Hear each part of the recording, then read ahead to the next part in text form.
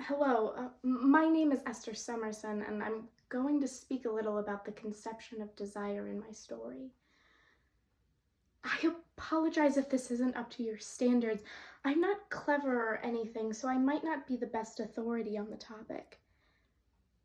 I do believe that desire, like most things, can be both a positive and a negative force.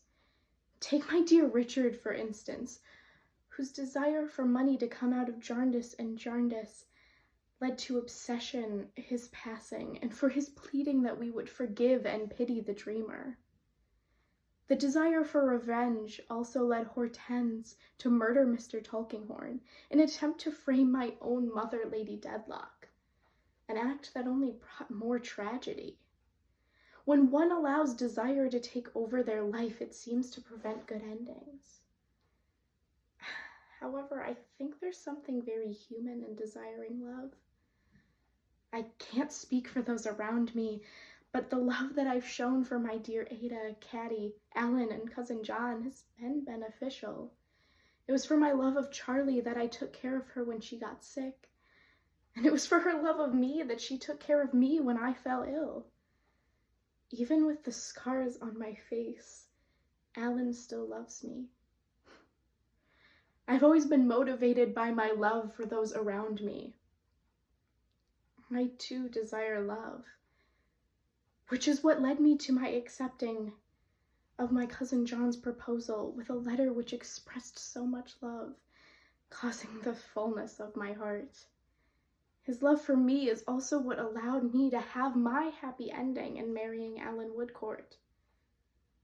I think that by desiring the right things and also giving back to those around you, desire can be quite beautiful in the end.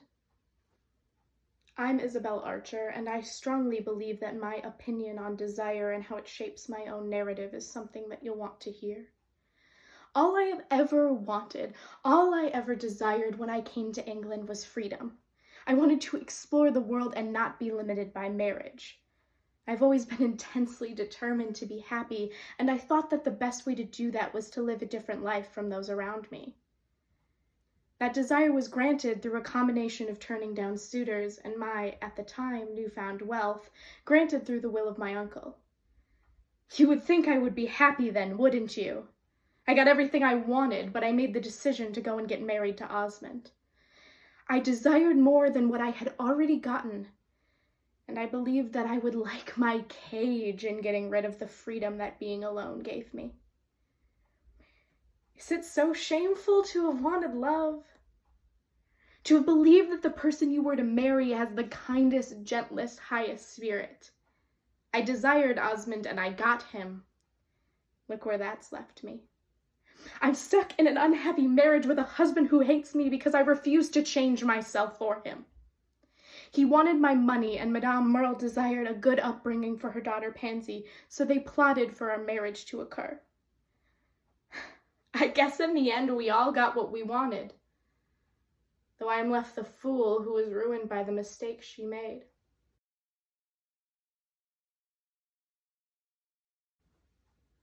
You may know me as Dorothea Brooke, and I suppose that I'm able to provide insight on both failure and success when it comes to marriage.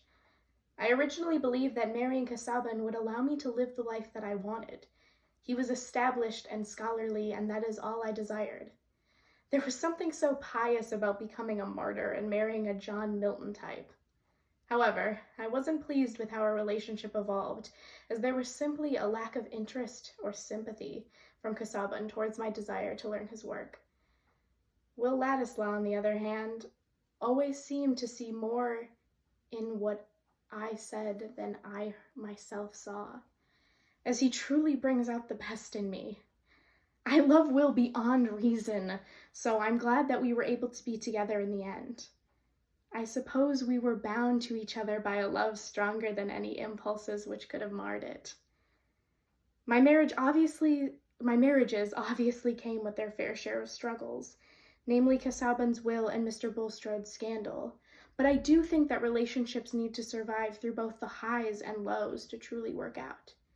Take my friends the Lydgates, for instance, as their marriage was almost ruined by debt, and they too were touched by the scandal.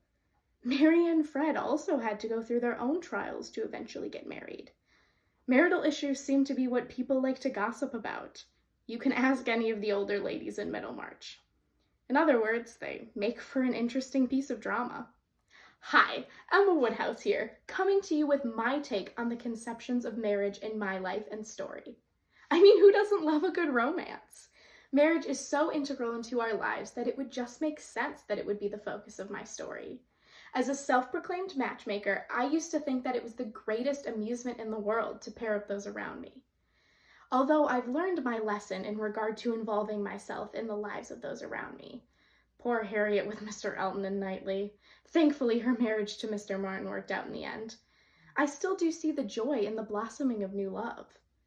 I even fell in love myself, and I am very happy with Knightley as he is so dear to me and completely occupies that place in my affection. Love stories are universal, as people my age are expected to fall in love and get married. Finding the right suitor is part of the game, and having many to pick from is part of the fun of it all. I even thought that I would have liked to be with Frank Churchill for a while. Even in regards to stories other than my own, people go through similar things, like Harriet with her many love interests. I enjoy seeing others get married, like Harriet and Robert or Frank and Jane, because it reminds me of my own love story. Happiness creates happiness.